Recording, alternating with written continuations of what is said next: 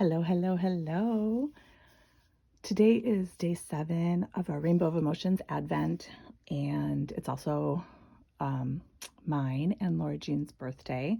Our card today is friendliness because we're best friends, and our little extra today is the cutest loom you've ever seen because we love weaving, and we make these in collaboration with our friend Maria from A Needle Runs Through It. So I wanted to do just a quick demo of how to warp and weave on this loom. And what you're going to need is some yarn. I cut a piece that's about a yard long from my main color. You're going to need your metal needle from day 1.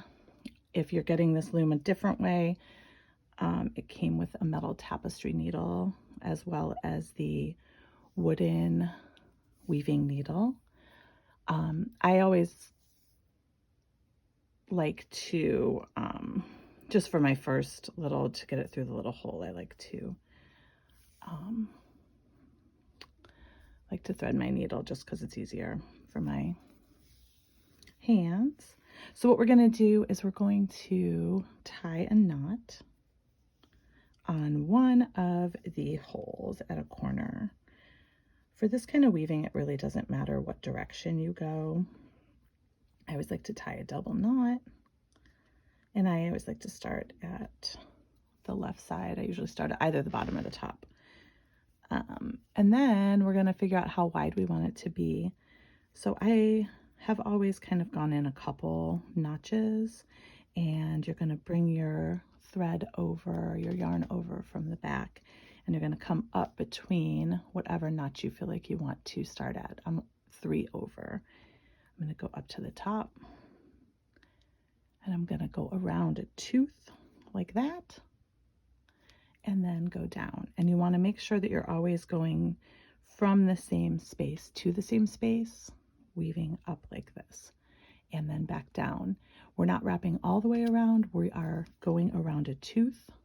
So you see that we just have a little loop of yarn right there. And I always like to use the hand that's not warping to kind of hold that yarn in place as I weave, so I have a decent tension. For a loom this small, you don't have to have super tight tension, but really loose tension doesn't serve you either. So just kind of warping along.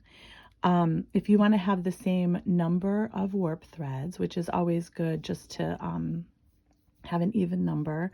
If you're doing any like kind of different patterning, you might decide that you want an even or an odd number on your warp.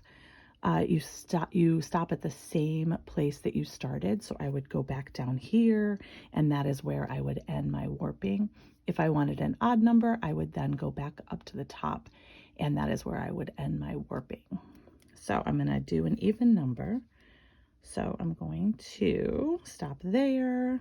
I'm going to put my, and this makes it easier for me. You might have more dexterity and be able to get your yarn through that other hole. And then I'm going to just tie a double knot down there.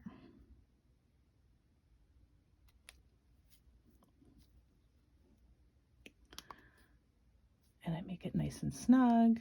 I've got a nice tension across my warp. I can cut that warp thread, and I'm all warped and ready to go. Hope that helped.